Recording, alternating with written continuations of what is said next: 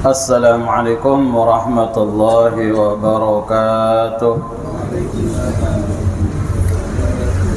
Alhamdulillahilladzi bi ni'matihi tatimmus shalihat.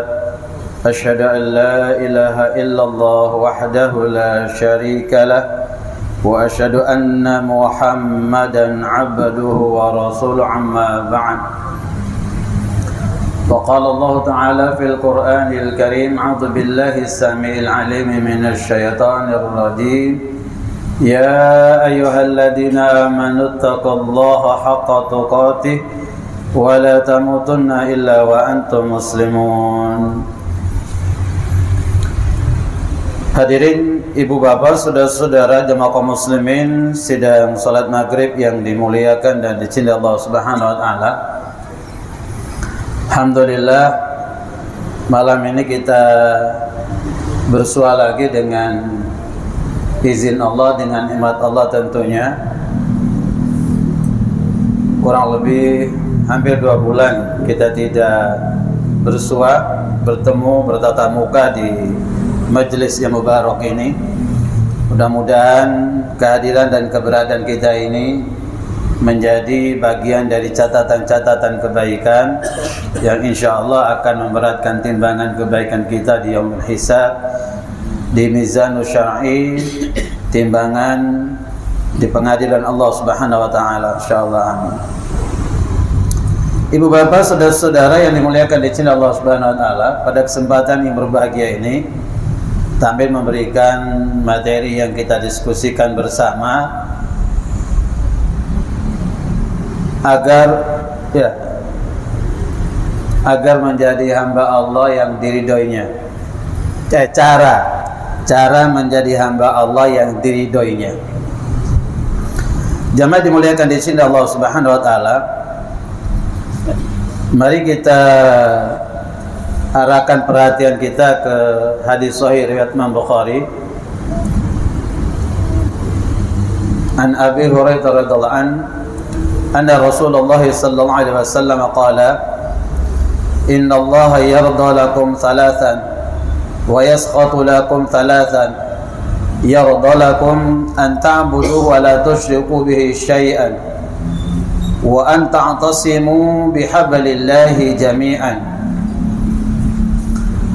wa an tanasahu man walahu Allah amrakum wa yaqrahu lakum qila wa qala wa kasratus su'al wa idha'atul mal.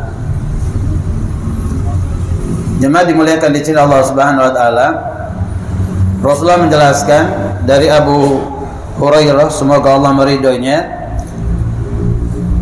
bahwasanya Nabi sallallahu alaihi wasallam bersabda, sesungguhnya Allah telah meridhoimu bagimu 3 hal. Sesungguhnya Allah meridhoimu bagimu 3 hal dan membencinya 3 hal.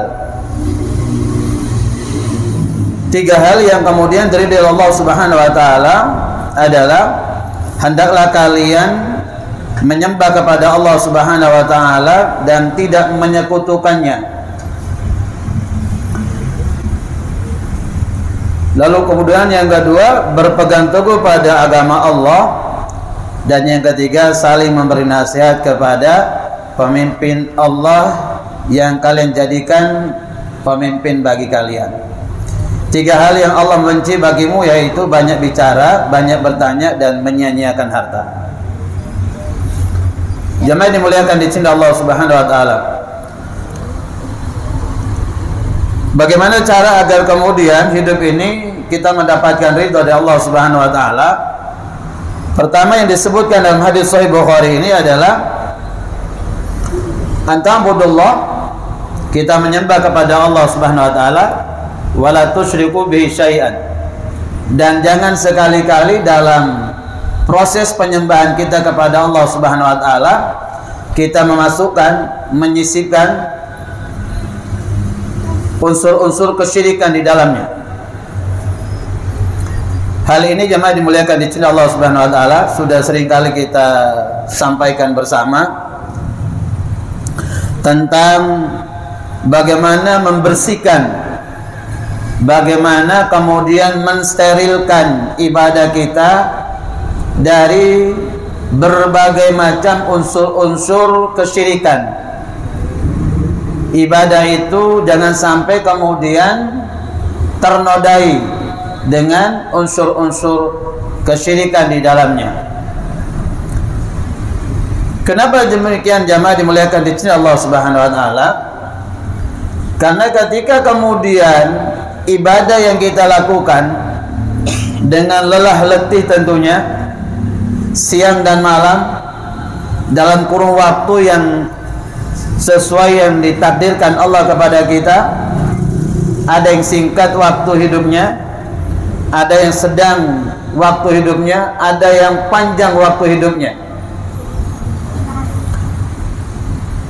Di mana ibadah-ibadah yang ditunaikan, ditegakkan, dibangun di dalamnya, harapannya adalah ibadah itu menjadi wasilah, menjadi perantara jembatan yang menghadirkan turunnya rahmat dari Allah Subhanahu wa taala agar kita dimasukkan dalam jannahnya Allah. Karena orang masuk surga itu bukan karena amalnya, tetapi karena rahmat dari Allah. Nah, rahmat dari Allah ini Allah berikan kepada kita tentunya melalui ikhtiar siang malam dalam membangun nilai-nilai ketaatan kita kepada Allah Subhanahu wa taala, membersihkan, mengklirkan seluruh bentuk proses penyembahan kita kepada Allah tanpa terkontaminasi dengan debu-debu kesyirikan. Karena ketika syirik ini masuk di dalamnya, kalau syirik ini masuk di dalamnya, maka kemudian ibadah ini menjadi hangus. Ibadah ini menjadi habis. La in asyrakta la yahbatanna amalu. Jika kalian dalam ibadah itu kalian memasukkan unsur-unsur kesyirikan di dalamnya, la yahbatanna amaluka, maka Allah lenyapkan seluruh amal-amal yang kalian lakukan, salatnya, puasanya, zakatnya, hajinya, dan seterusnya. Semua kebaikan lenyap, habis.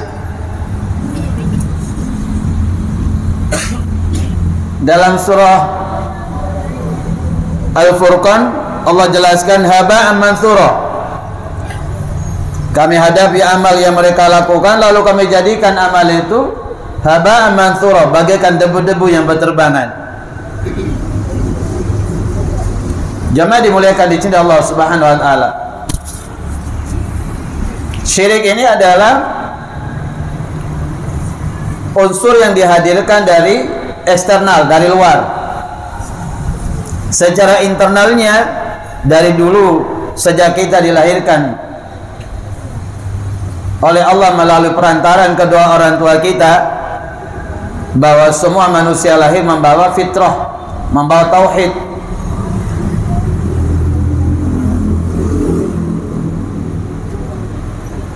Jamaah dimuliakan di sini Allah Subhanahu wa taala, kullu mauludin yuladu 'alal fitrah fa abawahu yuhawidani aw yunassirani aw yumajjisani. Bahwa semua bayi yang lahir dari rahim seorang ibu yang beragama apapun, ibu yang memiliki keyakinan apapun, memiliki isma apapun, memiliki ideologi apapun, ketika dia melahirkan anaknya, melahirkan bayinya, bayi ini lahir membawa kefitrahannya, membawa tauhidnya. Kedua orang tuanya lah nanti kemudian menggiring mereka beragama Yahudi, Nasara atau Majusi. Kenapa kemudian fitrah tauhid itu terbawa sejak lahirnya seorang bayi, walaupun yang melahirkan itu ibu yang beragama non muslim?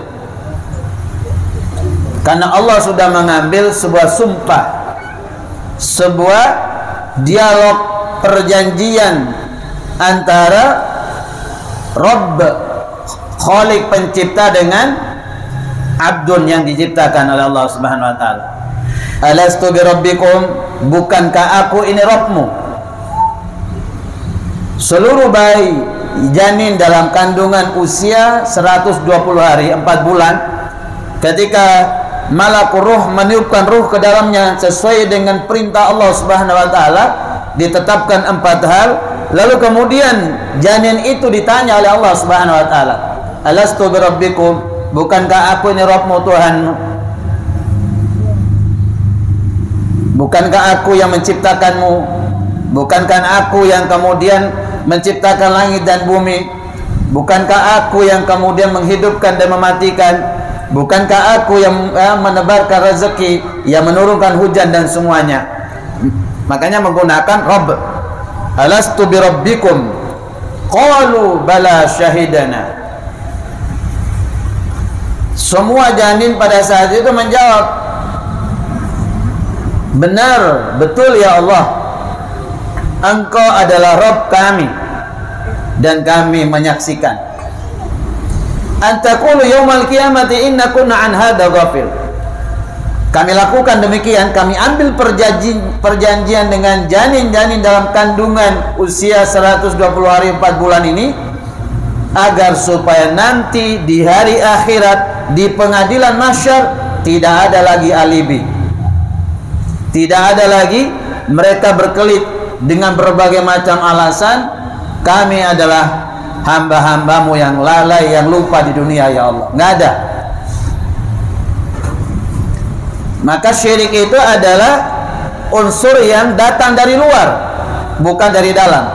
Datang dari luar yang kemudian mencederai, yang kemudian menyebabkan ibadah-ibadah yang kita lakukan itu menjadi hangus, ibadah itu menjadi rusak, ibadah itu menjadi tak bernilai, tak berarti. Walaupun kita sudah beribadah sepanjang sekian puluh, sekian ratus, sekian ribu tahun, kita beribadah pada Allah, ruku dan sujud di hadapan Allah Subhanahu wa taala, tapi ketika kita melakukan kesyirikan, maka habis seluruh amal itu. Jamaah dimuliakan di sisi Allah Subhanahu wa taala,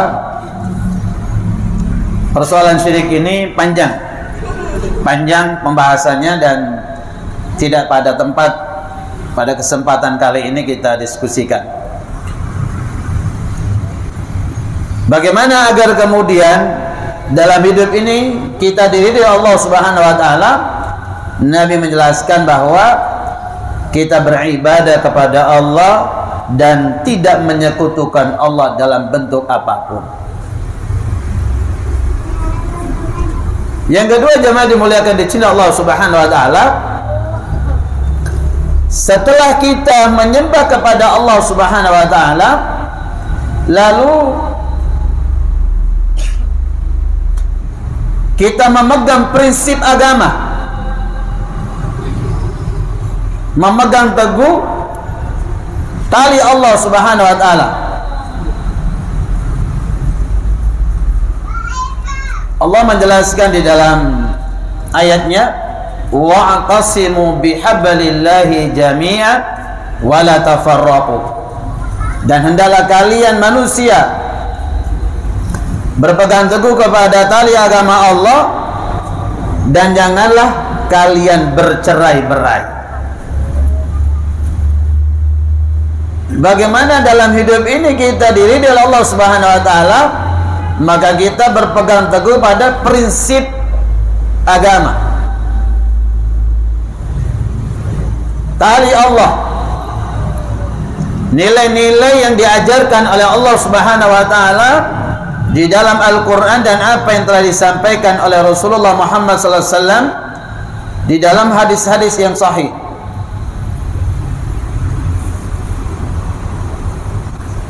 Wa'tasimu bihablillahi jami'a wa la tafarraqu. Hendaklah kalian memegang tali Allah itu dengan kokoh, dengan kuat, dan jangan sampai kalian menjadi umat yang bercerai-berai. Jemaah dimuliakan di sini Allah Subhanahu wa taala,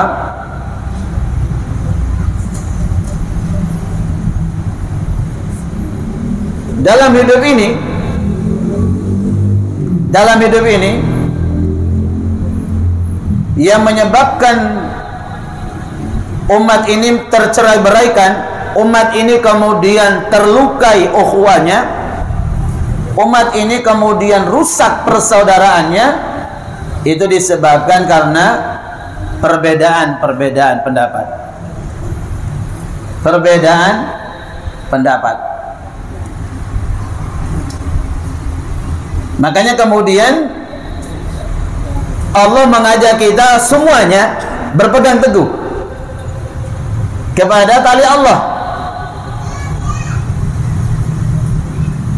Artinya bahwa seluruh umat Rasulullah ini tidak ada lagi perbedaan kalau urusan tentang ad-dinul Islam, tentang syariat.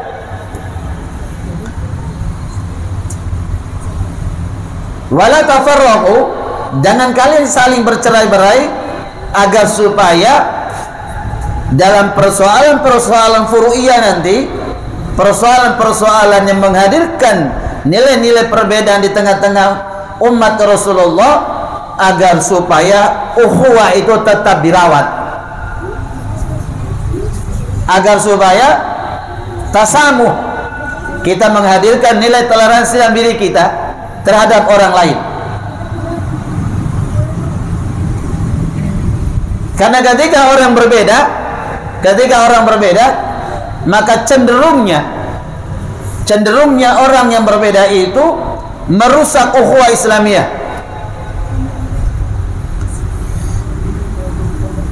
menimbulkan pertikaian, menimbulkan masalah, lahirnya gap, sudah mulai tidak harmonis.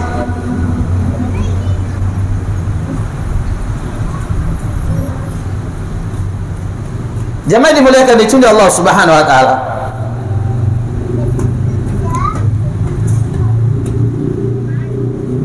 Satu kesalahan fatal yang seringkali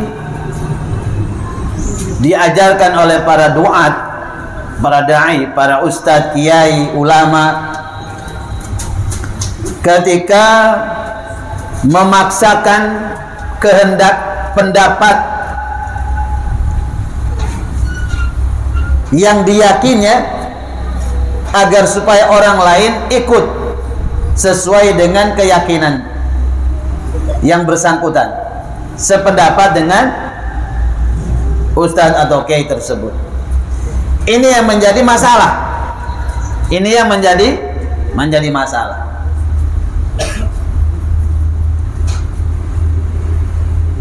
Sebenarnya dalam persoalan masalah tauhid, ada tauhid yang usul, ada tauhid yang furu. Pada generasi awal, para salafus saleh, nggak ada perbedaan tauhid, nggak ada. Perbedaan tauhid itu kemudian belakangan, yang orang menyebut tauhid masuk dalam wilayah furu.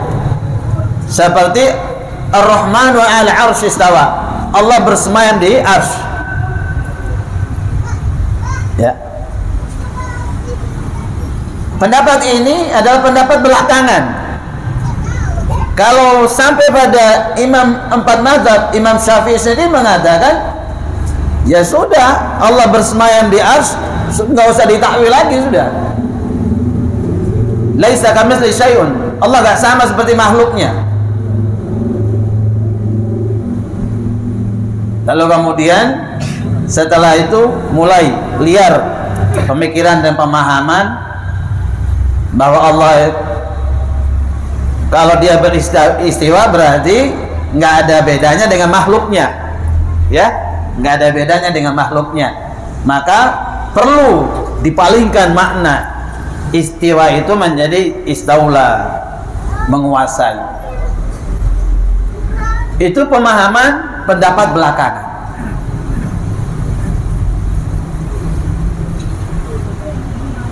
Padahal Allah menjelaskan laisa kamitslihi syai'un, dia gak sama dengan makhluknya. Makanya Allah punya mata, Allah punya tangan. Makhluknya juga punya mata, punya tangan. Apakah sama? Laisa kamitslihi syai'un. Jamaah dimuliakan dicintai Allah Subhanahu wa taala. Lalu ketika masuk kepada wilayah furu'iyah, disinilah wilayah yang seringkali menghadirkan banyak masalah. Ketika kemudian kita tidak mampu menghadirkan keluasan hati kita menerima perbedaan. Makanya Allah ingatkan, wala tafarraqu, jangan sampai kalian tafarruq, bercerai-berai. Karena kita bercerai-berai ini kemudian menjadi petaka, menjadi musibah, menjadi masalah besar. Sebagaimana disampaikan Rasulullah dalam hadis Sahih Bukhari, bahwa nanti di akhir zaman umat Islam itu seperti makanan di atas hidangan, akan diserang dari berbagai penjuru. Sampai kemudian sahabat bertanya, apa kami waktu itu hanya kelompoknya minoritas ya Rasulullah? Kata Nabi, oh tidak, bahkan kalian itu umat yang mayoritas, tetapi kalian itu bagaikan buih di lautan, gak punya bobot, mengikuti kemana arus, mengikuti kemana angin bertiup. Kalian sudah tervirus oleh penyakit wahan, hubbud dunya wa karahiyatul maut. Kalian cinta kepada dunia sehingga takut pada kematian.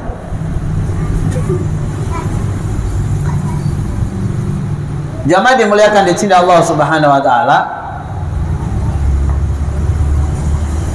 Ada kaitannya. Orang yang keras dalam memaksakan orang lain untuk mengikutinya dan tidak mau menerima pendapat orang lain, menganggap dirinya paling benar, itu ada hubungannya dengan urusan dunia. Ada urusannya dengan urusan dunia. Ada kecintaannya terhadap urusan dunia, ada kepentingannya terhadap urusan dunia, ada hubungannya dengan perut. Karena kalau orang mengembalikan tentang persoalan perbedaan yang terjadi pada generasi sahabat tabi'in, maka kemudian kita jumpai di antara mereka, walaupun mereka berbeda dalam banyak hal, tetapi mereka saling menghargai, saling mendoakan. Coba perhatikan kebesaran akhlak yang ditunjukkan oleh Imam Syafi'i dengan Imam Ahmad tentang keluasan ilmu mereka. Imam Syafi'i itu statusnya guru, punya murid namanya Imam Ahmad. Dua-dua pemimpin dari madhab yang terkenal. Imam Syafi'i mengatakan bahwa hadis-hadis yang berkaitan tentang kunut di waktu subuh sahih. Maka sunnah melakukan, bukan wajib. Tidak ada satu ulama mengatakan kunut di waktu subuh itu wajib, tidak ada. Kata Imam Syafi'i, kunut di waktu subuh itu sunnah. Sunnah berarti boleh dilakukan, boleh ditinggalkan. Cuma kalau kita imamnya nggak kunut, kadang-kadang kita sholat subuh kembali. Imamnya nggak kunut, kita sujud sahwi. Nggak tahu ilmu dari mana itu. Saking bencinya terhadap imam yang nggak kunut atau saking gobloknya nggak paham. Imam Ahmad mengatakan hadis-hadis yang berkaitan kunut di waktu subuh itu hadisnya dhaif. Kalau hadis yang berkaitan kunut nazilah, hadisnya sahih semua. 5 waktu dilakukan kunut, bukannya subuh. 2 ulama hebat, ulama besar, guru dan murid berbeda pendapat, saling menghargai, saling menghormati, saling memuliakan, saling menyanjung di antara mereka, bahkan saling mendoakan di antara mereka. Imam Ahmad mengatakan, walaupun saya berbeda dalam banyak hal urusan fikih dengan guru saya, tapi saya mendoakan Muhammad bin Idris, yaitu Imam Syafi'i, selama 40 tahun non-stop. Ya, si murid mendoakan gurunya, walaupun dia dengan gurunya banyak berbeda dalam urusan fikih, dia tidak pernah berhenti mendoakan gurunya selama 40 tahun.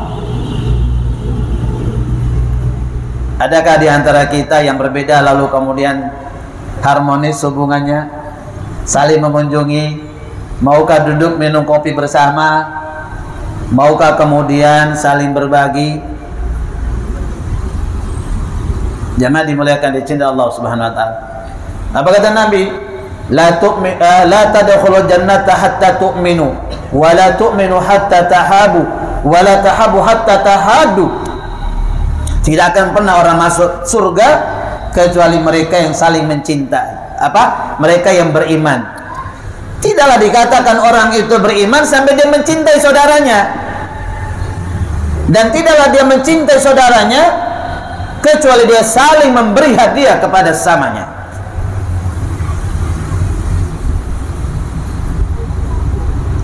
Semua dalil itu berkaitan tentang ukhuwah Islamiyah.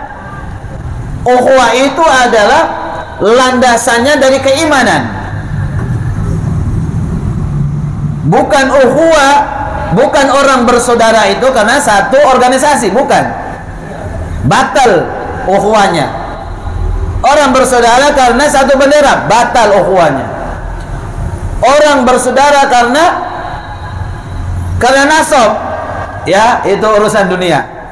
Tapi kalau urusan tentang agama, orang bersaudara itu diikat oleh iman. Berbeda kelompok organisasi, sesuatu yang tidak bisa dielakkan, dan itu karakter dunia, nggak bisa dielakkan. Tapi sama-sama akan orang beriman, kecuali kita menganggap dia bukan orang beriman baru. Bukan orang beriman saja kita diajarkan bagaimana berbuat baik terhadap mereka, menunjukkan tentang akhlakul karimah, menunjukkan tentang Islam rahmatan lil alamin. Bagaimana Nabi kemudian menjelaskan tentang korelasi keimanan. Kata Nabi, "Man kana yu'minu billahi wal yawmil akhir falyukim jarahu." Barang siapa yang mengaku dirinya beriman kepada Allah, beriman kepada hari akhir, hendaklah dia memuliakan tetangganya. Nabi gak menjelaskan tetangga siapa yang harus dimuliakan. Di hadis sahih lain Nabi menjelaskan ada dua tetangga yang perlu diberikan hak mereka. Satu tetangga yang beriman, yang mereka punya dua hak sebagai orang beriman yang harus kita berikan. Yang kedua, hak dia sebagai seorang tetangga yang harus mendapatkan kewajiban dari kita. Dan yang kedua, hak bertetangga dengan non-muslim. Kata Nabi, mereka non-muslim punya satu hak dan kewajiban kita, yaitu kata Nabi, al-muslim man salim al-muslimuna min lisani wa yadi. Orang Islam yang sesungguhnya adalah orang Islam yang mampu menjamin keselamatan seluruh manusia di sekitar kehidupannya dari kejahatan lisan dan tangannya. Kepada orang kafir saja, kafir zimmi saja, orang kafir yang kemudian tiap tahun membayar pajak per kepala terhadap daulah Islamiyah, pemerintahan Islam, maka wajib pemerintahan Islam menjaga, melindungi dan membela mereka. Kata Nabi, siapa memerangi kafir zimmi, maka dia telah memerangiku. Kehormatannya, hartanya, darahnya wajib dijaga oleh orang Islam. Itu kafir zimmi. Nah kita ini kan pada ternyata kita ini kan saudara semua, hanya beda kelompok saja, jadi masalah besar. Nah ini tugasnya para ulama, jangan memperuncing. Kan kasihan, umat ini kan ingin menjadi paham, belajar, ngerti. Lah, harusnya para ulama itu meneduhkan kalaupun menjelaskan perbedaan, dijelaskanlah bahwa ulama dari dulu juga berbeda, tapi saling menghargai, saling makan bersama, saling duduk minum kopi bersama, dan seterusnya. Makanya Allah bilang, wala tafarraqu, jangan sampai kalian berpecah belah. Karena kalau kita berpecah belah, musuh sangat mudah menumbangkan kita, meluluh lantakkan kita. Kata Nabi, kalau kalian sudah terjangkiti oleh al-wahan, hubbud dunya wa karahiyatul maut, maka Allah telah menanamkan nilai keberanian di hati musuh terhadap kalian. Ya gini kondisinya Indonesia.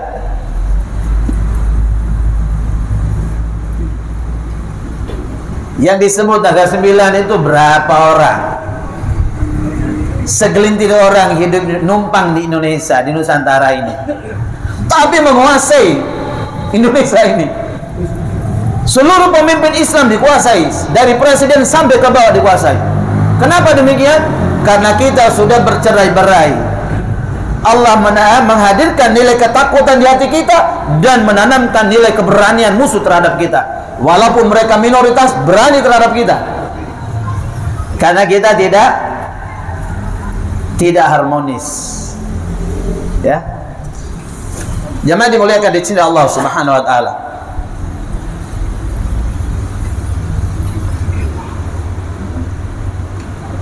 Lalu kemudian Rasulullah menjelaskan,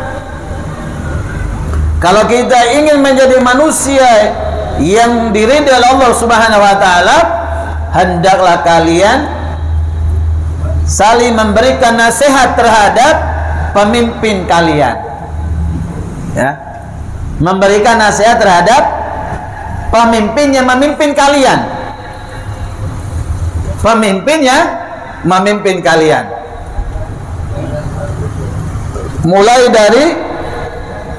Mulai dari ruang gerak yang paling kecil dulu. Miniatur negara, rumah tangga. Hendaklah seorang istri menasehati suaminya sebagai pemimpin. Kenapa suami perlu dinasehati oleh istrinya? Ya karena suaminya manusia biasa. Manusia biasa. Kenapa kita nggak mau dinasihati istri kita? Karena kita pemimpin, kita imam, kita orang laki. Kutu harus dihargai, dihormati, harus manut. Surga neraka apa kata suami? Seringkali kan kita begitu. Nabi itu pernah gusar. Nabi itu pernah gusar, mangkel, grundel. Nabi memberi informasi kepada para sahabat untuk tahallul lalu menyembelih hewan korban. Tidak ada yang laku nih. Sahabat diam toh. Kata Nabi masuk ke kemah.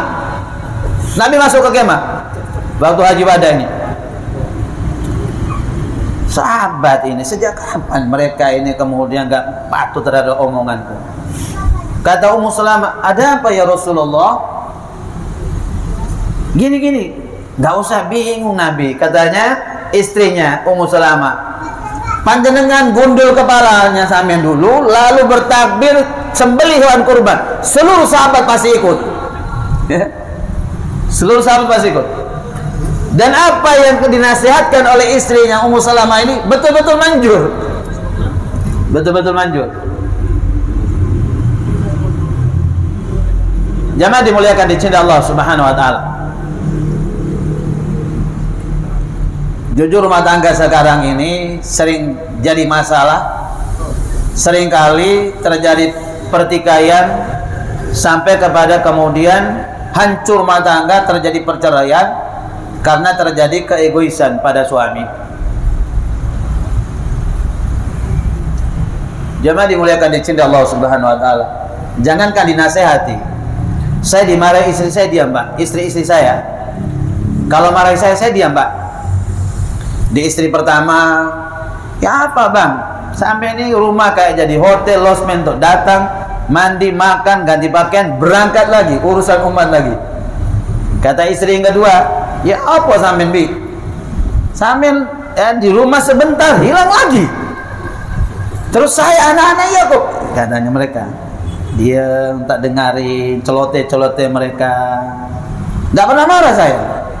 Sampai kalau nggak percaya tanya ke istri-istri saya, apakah saya dimarahi istri saya pernah marah? Kamu jadi orang, nggak ada Pak. Iya kalau saya di Flores Pak, beda Pak. Kita di Flores itu wanita dibayar dengan gading gajah, maharnya gading gajah Pak. Tahun 2000 itu ukuran 1 meter 200 juta Pak. Makanya di sana KDRT-nya tingkat tinggi. Istri dihajar, dipukul biasa. Orang tuanya ipar nggak boleh kecampur. Sudah tak beli masalahnya. Ya, Islam nggak ngajarkan gitu, Pak. Khairukum li ahli wa ana khairukum li ahli. Apa kata Nabi dalam Sahih Bukhari? Sebaik-baik orang laki, ya, sebaik-baik suami, sebaik-baik bapak adalah orang yang paling baik dengan keluarganya. Dan aku Muhammad Rasulullah manusia yang sangat berbuat baik terhadap keluarga-keluargaku. Jadi perlu dinasihati suami itu oleh istri. Perlu imam, ya. Imam itu perlu dinasihati oleh makmumnya, jamaahnya, kasih masukan apa dan seterusnya. Ustaz, kalau imami jangan terlalu lama Ustaz.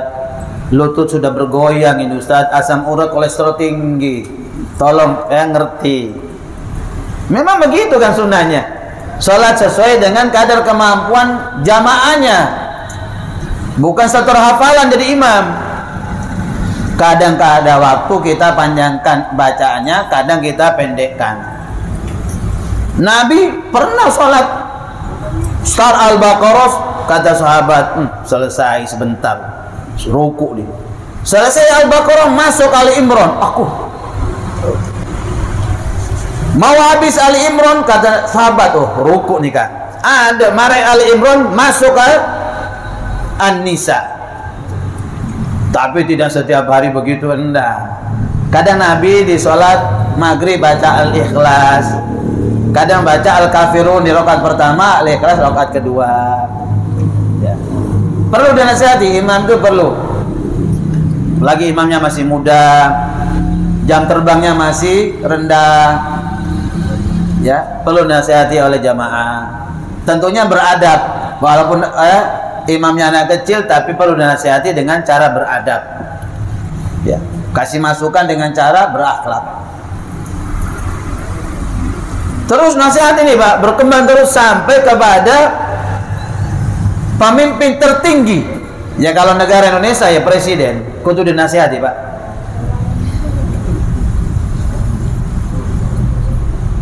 Kenapa kudu dinasihati?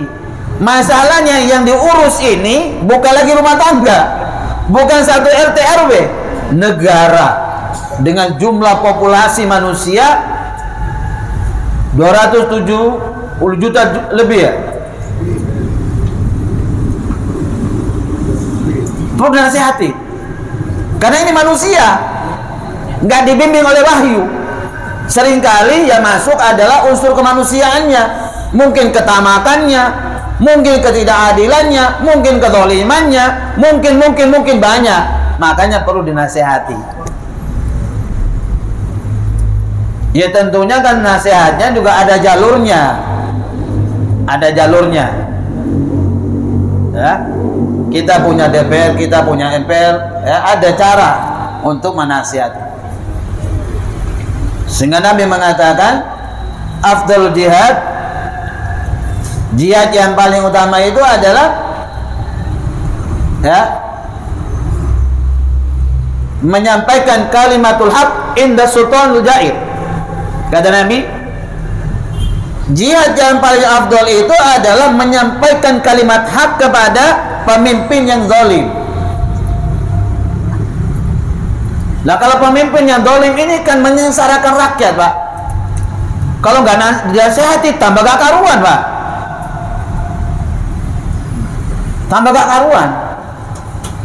Makanya Nabi mengatakan ad-dinu nasihah. Agama itu adalah nasihat. Liman? Ya.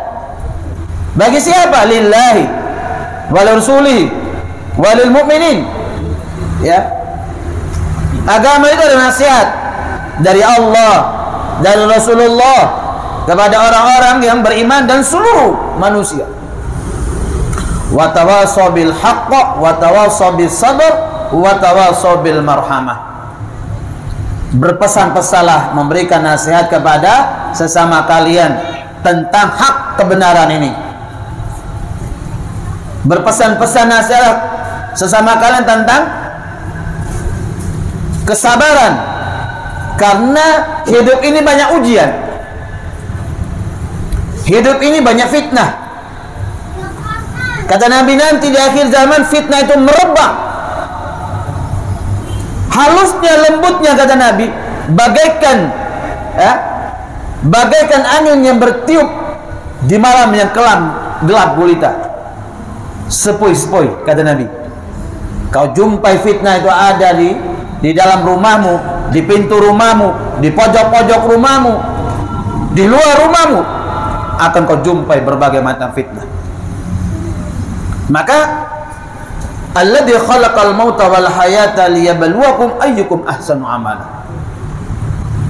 Allah menjadikan kematian dan hidup ini agar Allah uji kita dalam hidup ini. Ad-dunya darul bala. Dunia ini tempat untuk kita diuji, ditempa. Bukankah emas itu semakin ditempa akan ketahuan kualitas karatnya?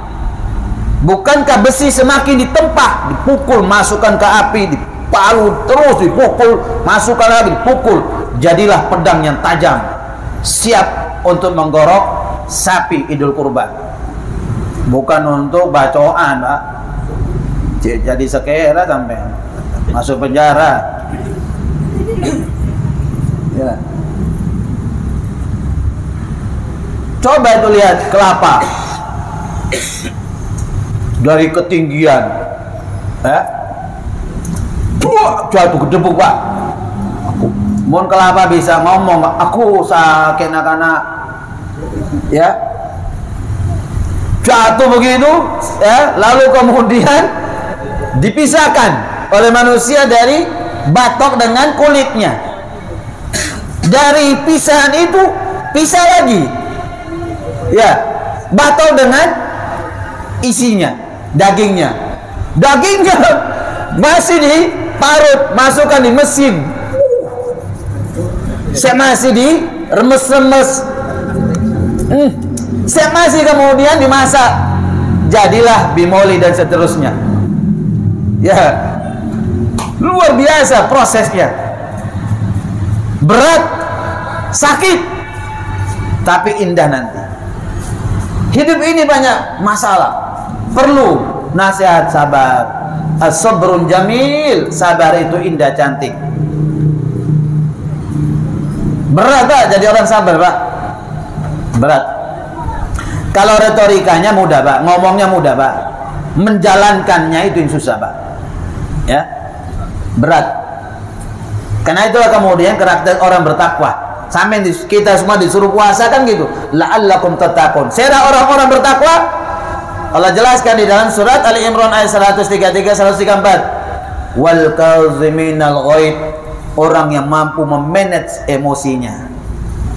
Orang hebat itu, kata Nabi, adalah orang yang mampu memanage, mengendalikan emosinya, padahal dia mampu meluapkannya. Laisa syaidu bisur'ah. Bukalah seorang pendekar suatu kali buak langsung tanpa suci, ya, silat kampung, ya, macam-macam jenisnya, langsung geblak. Bukan, pendekar itu nggak gitu. Orang baru belajar silat kayak gitu biasanya. Semua orang ditantang, ya, gulat lah, tarung lah, mau dibacok lah, begitu orang baru belajar, Pak. Tapi kalau sudah pendekar itu, Pak, kelihatan kayak orang blow on, Pak. Nggih. Nggih pangapunten nggih, mohon maaf. Sapa orang sebenyak mohon kula salah. Ya, itu pendekar, Pak. Ya, menghindar. Mentok, Pak. Beri lah, ada lah. Kiri masuk rumah sakit, kanan kubur can. Jemaah dimuliakan di sini Allah Subhanahu wa taala. Sabar. Wa tawassaw bis sabr wa tawassaw bil marhamah. Orang kan kadang-kadang tahapannya cuma 2 ini. Pesannya Allah itu 3, Pak. Jangan saling menasihati tentang kebenaran, saling menasihati tentang kesabaran, jangan berhenti di situ. Wa tawassaw bil marhamah. Saling menasihati kepada sesama kalian dengan cinta dan kasih. Ya, cinta dan kasih. Irhamu man fil ard yarhamukum man fis sama. Sera-sera orang yang mencurahkan kasih sayang terhadap sesama seluruh makhluk di muka bumi, maka makhluk yang di langit akan memberikan rahmat kasih sayang terhadap dirinya. Makanya Imam Syafi'i mengatakan kalau nasihati orang, ada satu orang yang mau kau nasihati, panggil arba uyun, 4 mata. Jangan dituding depan umum, Pak, bahaya, Pak. Itu merendahkan dia, menurunkan martabat sebagai seorang muslim. Panggil dia, Pak. Ajak sudah. Beda ayam geprek, beda bakso, beda sate gulai, ya. Ada soto Madura, kan nyaman, Pak. Judet bersama, kopi bersama, baru masuk, Pak. Orang lagi lapar dinasihati, Pak. Ya gak masuk, Pak. Tak kira masuk. Orang lagi lapar, tak kira masuk, Pak. Beri kade, Pak. Ya. Orang-orang dulu, Masya Allah, ya. Luar biasa. Kita sekarang ini kan dakwanya konvensional, Pak. Dakwanya karena amplop rata-rata. Pokoknya hafal ayat hadis, bisa baca kitab, sikat orang. Semua orang disikat, Pak. Adabnya nggak dipakai sudah, akhlaknya nggak dipakai. Orang itu kadang ingin tobat, ingin jadi orang baik, nggak jadi, Pak. Karena cara kita menyampaikannya merendahkan dia. Nggak kira masuk surga kamu ini. Nggak kira. Sampai buka Riyadhus Shalihin, kisah tentang pembunuh bayaran itu. Sudah bunuh 99 orang, gelisah dengan dosanya. Saya datang kepada pendeta ini, dia lemah caranya untuk bertobat. Besar sekali dosa saya. Begitu datang ke pendeta pertama, dia sampaikan, apa kata pendeta? Dosa apa sih, Nak? Kok mukamu kusam kayak orang banyak dosa aja? Dosa saya besar kali, Pak Pendeta. Saya sudah membunuh 99 orang. Aku ya gak bisa masuk surga, Pak Nika. Tak kira ampun, Pak Pangeran. Besar sekali dosamu. Bawa Pak Ten, ini kah? Ada genapkan 100. Tapi masih ingin jadi orang baik. Cari lagi pendeta. Wah, rupanya pendeta yang ngerti psikologis jamaahnya ini. Ya. Ada apa, Nak? Duduk. Sini. Mendekat sini. Apa yang bisa kau sampaikan? Anggap saya ini bapakmu, anggap ini saya sahabatmu. Barangkali saya bisa bantu meringankan beban ya yang menggelayut di pikiran dan hatimu. Kau ceritakan apa adanya, barangkali itu akan meringankan penderitaan yang selama ini kau pikul. Begini, Bapak Pendeta, kira-kira ada nggak tobat buat saya? Pintu tobat dibuka nggak sama Tuhan? Saya sudah bunuh 100 orang. Aduh, besar sekali dosa saya. Kenek 100 orang kau bunuh itu. Dosamu kecil. Nggak bisa. Berengki. Dibandingkan rahmat Allah, dibandingkan ampunan Allah, nggak ada apa-apanya dengan dosa kau lakukan. Udah remah caranya. Hari ya cara. Begini, Nak. Kalau betul niatmu sudah lurus, sudah kuat, faida azam tafataqal Allah. Kalau kau sudah berazam ingin jadi orang bagus, orang bagus, orang baik, sudah tinggalkan habitat komunitas kampung halamanmu orang yang narkoba, bunuh, riba, semua apa, tinggalkan semua sudah. Kau hijrah ke sana, itu kampung di sana dihuni oleh orang-orang soleh. Beribadahlah seperti mereka lakukan, beramal seperti mereka lakukan. Tina norbun teberlah. Bun awam nih kak, tak ngerti tentang agama nih kak. Tuh, baru berlangkah satu langkah, malakul maut datang pak, wassalam mati pak. Datang malaikat adab. Ya, di hadis Bukhari. Wah, orang ini bagian saya. Hamba ini memang betul-betul ya kurang ajar, gak karuan sudah. Dosanya gak karuan sudah, neraka tempatnya. Turun malaikat rahmat. Apa benikah? Bukan kamu nggak tahu tadi dia sudah berniat bertobat pada Allah Subhanahu wa taala. Ketika dia bertobat seluruh dosanya clear. Seperti bayi yang baru dilahirkan. Bagian saya surga ini. Tengkar Pak malaikat rahmat bi Adam. Allah turunkan malaikat menyerupai manusia, berbentuk manusia, menjadi hakim di antara kedua malaikat. Sekarang ukur sudah. Bumi mana yang dituju lebih dekat, bagian dia. Di hadis Sahih Muslim Nabi mengatakan, Allah melipat bumi kebaikannya. Diukurlah bumi kebaikan lebih dekat, lalu dia dibawa ke dalam surga oleh malaikat rahmat. Jemaah dimuliakan di sini Allah Subhanahu wa taala. Banyak. Ya, saya punya teman pecandu narkoba, alhamdulillah berhenti. Ya. Banyak teman-teman saya yang enggak karuan, alhamdulillah banyak tobat. Sekarang sholat apa, belajar ngaji, kadang-kadang baca melafalkan yang susah nih gak karuan. Ya tak latih nih, ikro, ya. Tak kasih makan, jajan yang enak, kopi Arab yang terbaik, Pak. Seger sehat, Pak. Silakan terus begitu, Pak. Ya dapat amplop dari umat, ya kembali ke umat boleh, Pak. Ya. Makanya Ustaz Hasan belum punya mobil. Dia kenal duitnya habis dibuat umat. Dari umat kembali ke umat. Ya alhamdulillah tablet juga dikasih dari umat, Pak. Bukan beli nih, Pak. Ada jamaah yang saya kepingin dapat pahala dari Ustaz, dakwanya Ustaz. Tolong ya kalau ngisi pengajian pakai tablet saya Samsung keluaran terbaru, Pak. Alhamdulillah. Ya, kembali ke umat boleh, Pak.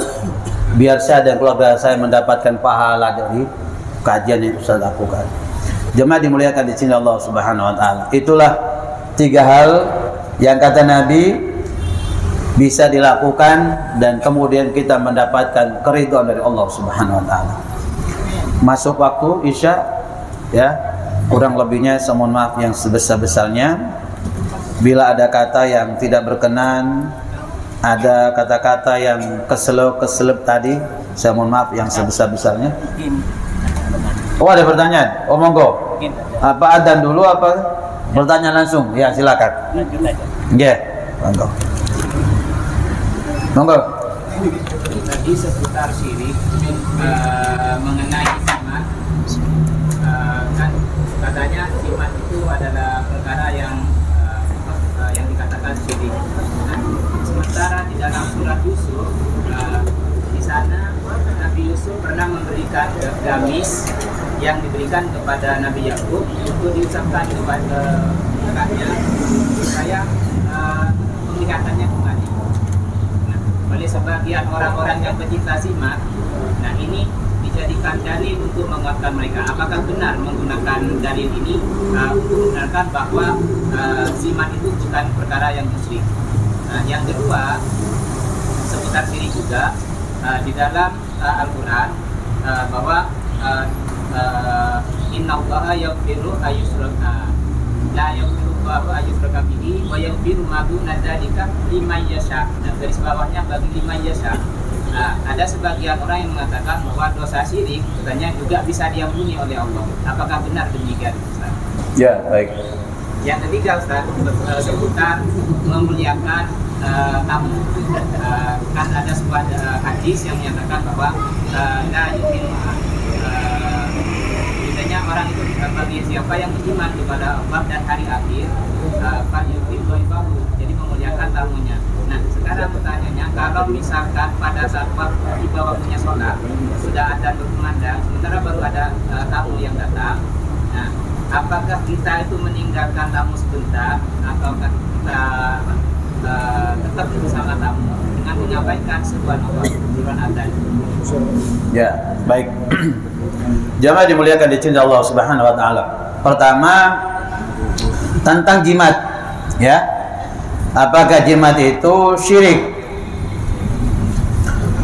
Bicara tentang jimat ini, kalau di riwayat Imam Ahmad hadis yang sahih, Nabi mengatakan man 'allaqa faqad asyrak. Barang siapa yang menggantungkan, ya, tangkal jimat dan sejenisnya. Tiap daerah punya nama beda-beda. Digantungkan di leher, digantungkan di pintu dan seterusnya, faqad asyrak. Sungguh, ya, dia telah menyekutukan Allah Subhanahu wa taala. Sehingga kemudian seluruh bentuk jimat itu disapu rata, ya, semua jimat syirik, begitu. Ada yang kemudian memberi pengecualian. Ibnu Abbas menjelaskan tentang bolehnya menggantung Al-Quran, ya, Quran ditulis taruh di pintu apa, ya. Itu pendapat Ibnu Abbas. Selain Al-Quran sepakat, ya, kalau Al-Quran boleh, kata Ibnu Abbas. Selain Al-Quran nggak boleh. Sehingga kemudian sebagian ulama memahami bahwa jimat itu kalau Al-Quran, ya, maka boleh. Selain Al-Quran syirik. Ada memahami bahwa walaupun Al-Quran syirik juga. Nah, jamaah dimuliakan di cinta Allah Subhanahu wa taala. Kenapa demikian? Karena Nabi menjelaskan tadi di hadis sahih riwayat Imam Ahmad, man 'allaqa faqad asyrak. Barang siapa yang menggantungkan sesuatu, ya, jimat itu kan nama, tiap daerah macam-macam. Apa saja, sesuatu itu kan apa saja. Dalam bahasa am, tidak bahasa khusus. Maka sungguh dia telah menyekutukan Allah Subhanahu wa taala. Maka perlu didudukkan dulu. Didudukkan dulu. Masalahnya jamaah dimuliakan di cinta Allah Subhanahu wa taala, orang-orang dikasih jimat ini, ya, dalam hal Al-Qur'an, ya, Quran. Yang mengasih ini oknum kiai ustadz ini nggak menjelaskan, ya. Pokoknya ngasih, ada suatu kepentingan keperluan dikasih tanpa ada memberikan penjelasan, sehingga kemudian yang bersangkutan punya keyakinan yang salah bahwa benda ini Al-Quran sekalipun mampu memberikan manfaat. Nah, ini jadi masalahnya di sini. Kalau Al-Quran saja jadi masalah, apalagi selain Al-Quran. Saya pernah punya pasien ruqyah, istrinya lumpuh total 9 bulan, tubuhnya gosong. Suaminya nyari orang sakti dari ujung Banyuwangi sampai ujung Madura, 50 orang sakti. Habis dana 2 miliar. Nggak ada perubahan sama sekali. Jimatnya saya kumpulkan, sak kresek merah besar itu. Ada bambu kuning, ada pecut, banyak pun macam-macam. Saya bilang, Bapak ini kan orang berpendidikan, jadi kontraktor. Berarti akal sampean kan main. Masa ada benda mati mampu menyembuhkan penyakit manusia? Mohon sudah tutup semua, sudah rumah sakit. Dunia tutup. Gak usah ada sekolah akbit, sekolah kedokteran, spesialis lagi. Gak usah, Mohon orang sakit, ambil bambu kuning, sabut, tabung, tenggorokan apa-apa, sembuh.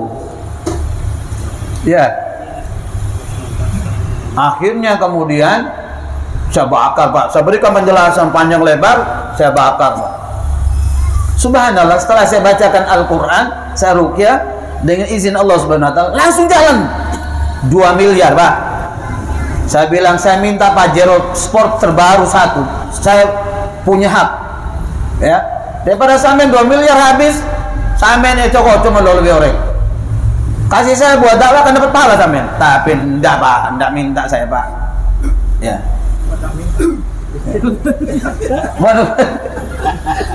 Jamaah dimuliakan cinta Allah Subhanahu wa taala. Nah, persoalan ini perlu jimat ini, Pak. Untuk apa di pintu itu, Pak, Bu, Mbak, Mas? Ya, untuk keselamatan. Bu, untuk keselamatan, Bu ingki. Sira sini keselamatan, pangeran. Mohon pangeran di keselamatan, sampai kemudian benda ini meyakini bisa memberi keselamatan, marah Allah. Bukan manusia otak sampai di mah. Tak kasih kamu kemuliaan karena otakmu, kok nggak bisa berpikir? Mana ada benda mati bisa memberikan keselamatan pada dirimu? Buka dalam surat Al-An'am atau Al-A'raf itu, ketika Ibrahim menghancurkan semua patung itu, wah hancur semua. Patung paling besar, kalau kapak, datang Namrud, pengawal, dena. Siapa yang berani menghina Tuhan-Tuhan kita? Kau rusak semua nih, mati berkelimpangan semua. Beda anak-anak muda. Oh Ibrahim, saya paling benci ke Tuhan selama ini Ibrahim. Seret Ibrahim datang. Tarik Pak Ibrahim Pak. Berani-beraninya kamu menghancurkan Tuhan-Tuhan kami. Jangan kade Namrud. Bandarnya ketara apa buta matan. Maksud apa Ibrahim? Lihat bukti nih Kak. Sobong CCTV zaman dulu Pak. Lihat itu, Tuhan yang paling besar, bukan di lehernya terkalung kapak, pelaku tunggal dia. Kok duduk saya, mana buktinya? Kata Namrud, mana ada benda mati bisa menghancurkan? Otak sableng trouble nih Kak. Lah tahu, ngerti benda mati nggak bisa berbuat apa-apa. Ngapain kamu sembah? Kenapa nggak menyembah Tuhanku dan Tuhan dan seterusnya? Diabadikan di surah Al-Baqarah juz kedua itu. Alam tara ilal ladzi hajja Ibrahim fi rabbih an atahu Allah, dan seterusnya itu. Hei manusia, tidakkah kau perhatikan ketika Allah memberikan suatu mulk kerajaan, ketika dia membuka tentang Tuhannya, datang Ibrahim, kenapa kah tidak menyembah Tuhanku dan Tuhanmu yang menciptakan, dan seterusnya itu, sampai Ibrahim dibakar ya. Akhirnya kemudian saya bilang, ya ibu-ibu ini semua ini, ya kira-kira kalau diduakan suami marah nggak? Mau nggak dipoligami? Wah nggak mau Pak Ustaz. Ada bilang minta cerai saya kalau saya dipoligami. Ada bilang mau diketok lah macam-macam. Lah bukan manusia nggak mau diduakan sama suamimu, padahal itu syariat nih Kak. Allah yang ngasih kita segala-galanya nggak mau diduakan. Seluruh dosa besar yang kau lakukan, Allah tidak pernah cemburu. Allah nggak pernah merasa harga diri terganggu. Enggak. Mau zina, bunuh orang, mau korupsi, enggak. Bagi Allah dan. Tapi begitu masalah syirik, marah Allah. Marah Allah. Karena Allah sudah memberikan seluruh bentuk nikmat kepada kita. Kenapa kemudian kami menyekutukan, menduakan, mensederajat dengan Allah dan seterusnya? Ya, ini cerita. Jadi jemaah dimuliakan di sini Allah Subhanahu wa taala. Kalau jimatnya masalah yang dikasih itu ada tulisan Al-Qur'annya, perlu diperjelaskan dulu, dan itu penjabarannya panjang. Jangan sampai Al-Qur'an menjadi terhina. Karena Allah turunkan Al-Qur'an bukan untuk isabe. Al-Qur'an diturunkan untuk dibaca, dipahami makna arti dan semuanya diamalno, dijadikan syifa obat, bukan ditaruh di atas, di sini dan seterusnya. Ya. Jamaah dimuliakan di sini Allah Subhanahu wa taala. Apalagi kemudian saya bongkar jimat itu, nggak ada tulisan, nggak ada isi apa-apa, lekbennya banyak sekali lekbennya. Ya. Ada kemudian isinya lidi, isinya rambut, isi ini itu huruf-huruf PJA ditulis sungsa, malaikat Jibril, Mikail, ibu macam-macam, nggak karuan. Akhirnya umat ini rusak akidahnya karena banyak yang produksi jual online. Cara paling mudah nyari PC adalah bohongi orang. Saya kalau pengen kaya Pak, bisa punya istri 4 saya Pak. Iya, punya mobil mewah saya, buat jimat jual Pak. Tahun 2004 saya rukyah Pak, keliling se Indonesia Pak, diundang kemana-mana Pak. Kalau jimat itu boleh, waduh, beda oknum. Ya dari keluarga Kia, keluarga pesantren terbesar juga itu, bawa jimat jual di Malaysia, Singapura, pulang bawa uang ratusan juta, rutin begitu. Begitu trouble saya dipanggil. Sampean buat jimat jual sana sini, Gus trouble manggil saya. Ya namanya orang kalau kelilipan kan nggak bisa niup sendiri. Pinter juga sampean beralibi ya. Itu masalah jimat ya. Jadi jemaah dimuliakan di sini Allah Subhanahu wa taala. Sekali lagi jimat yang bertuliskan Al-Qur'an itu pendapatnya Ibnu Mas'ud. Pendapat manusia bisa diterima, bisa ditolak. Ya. Namanya hadis marfu. Bukan dari Nabi. Yang kedua, itu yang kaitannya dengan gamisnya Nabi Yusuf yang diusapkan ke wajahnya Nabi. Oh, apa boleh apa saja. Ya. Apa saja yang kemudian dijadikan sebagai wasilah sarana, perlu kemudian seperti pembahasan tentang tabaruk. Harus dijelaskan dulu umat ini. Kalau umat nggak dijelaskan bahaya, rusak akidahnya. Ya, masalah boleh tidaknya pro kontra itu hal yang biasa. Ya, hal yang biasa. Bertabaruk dengan sisa minum airnya, semua punya dalil semua. Tinggal umatnya dijelaskan. Baru kemudian orang yang ngerti sehingga tidak timbul salah penafsiran. Nah kalau kemudian dia awam, tidak mengerti dan seterusnya, persepsinya jadi salah, jadi keliru, ini yang kemudian bahaya. Karena masalahnya kecil. Buka di hadis Sahih Bukhari, babnya lalat bisa menyebabkan orang masuk neraka, lalat bisa menyebabkan orang masuk surga. Kisah tentang berkorban dengan seekor lalat itu, pernah dengar? Ya, yang berkorban dengan seekor lalat untuk rajanya disilakan melintasi, yang nggak mau langsung dipenggal, tes kata Nabi masuk surga. Yang berkorban dengan lalat masuk neraka, dia lalat ya.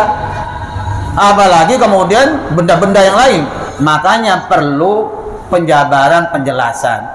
Jangan sampai gini-gini toh, ya, sampai antri akhirnya kasih bujo, kasih ini nggak dijelas no. Nah kan akhirnya bingung orang. Oh baru bahaya. Satu. Yang kedua,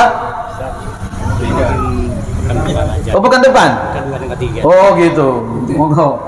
Jumat ya, apa pekan terakhir besok. Hadir antum saat ini. Belum tentu juga ya. Insya Allah ya. Iya. 2 poin yang terakhir, insya Allah bisa kita jabarkan selanjutnya. Jazakallah khair atas semuanya. Kurang lebihnya saya mohon maaf yang sebesar-besarnya. Aku qouli hadza wa astaghfirullahal ghafurrahim. Subhanakallahumma bihamdika asyhadu an la ilaha illa anta astaghfiruka wa atubu ilaik. Assalamualaikum warahmatullahi wabarakatuh.